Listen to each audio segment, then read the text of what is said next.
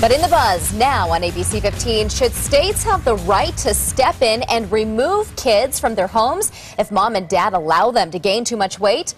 Well, a third grader in Cleveland, Ohio was just yanked out of his mom's care. The boy tips the scale at more than 200 pounds. And the Ohio Department of Children and Family Services first became aware of the boy after his mom took him to the hospital, saying he was having breathing problems. He was ordered into a program to help him lose some weight. He did at first, but recently began gaining it back.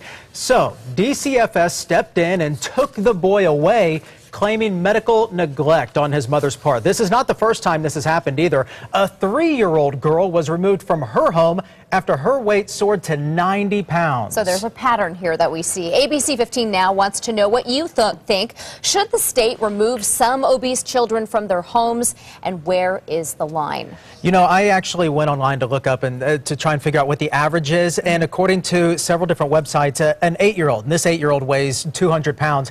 The average for an 8-year-old boy is 57 pounds. This is an 8-year-old at 200 pounds. Quadruple what he should be. Absolutely. 57 pounds versus 200 pounds.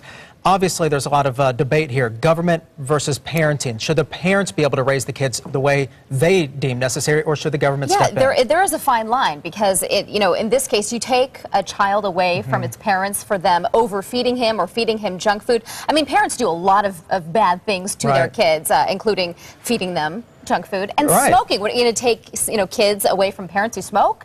Right. And then you have to look at the life expectancy for a child. An 8-year-old that weighs 200 pounds, that's a concern. But should the government be telling parents the do's and don'ts of parenting? That, I think, is something that a lot of people will sound off here, because I, for one, I'm not a big fan of the government telling me how to raise my child. However, when you have a health risk of an 8-year-old at 200 pounds, that is extremely concerning. And he went to the hospital and was diagnosed with sleep apnea. So again, this is affecting his health right now and will continue to do so unless he gets the help that he needs. And this has been one of our hottest topics right now on our Facebook page. Absolutely. Tina Rowe writes in saying, I think it is ridiculous. If you want the child to do better and the parents to assist, pay for a nutritionist and show them that healthy food is just as good, if not better, than fast food. And another one comes in from Socorro Martinez, and Socorro writes in, when I see an obese child, I do blame the parents. They are responsible for what their children eat. It's not that difficult to feed your children the right foods.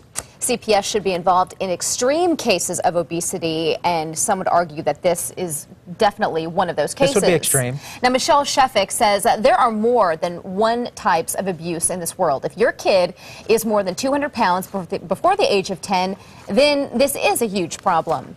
And we have even more viewer comments here to get to. Tammy is writing in, and Tammy writes, very simply put, government needs to mind its own business and focus on jobs. And we want to hear more of your comments. We want to hear exactly what you think about this. Should the government be stepping in? Should the parents be left alone to deal with this? And it seems as though maybe the hospital placed a call to CPS. To CPS in Ohio over their concerns over this. Right. And there's so much discussion over, and we don't know what the financial situation is of this family, but there's talk, there's people say, well, healthy food is so expensive. It is. We don't have the money to buy organic, to buy all these whole grains and nutritious meats.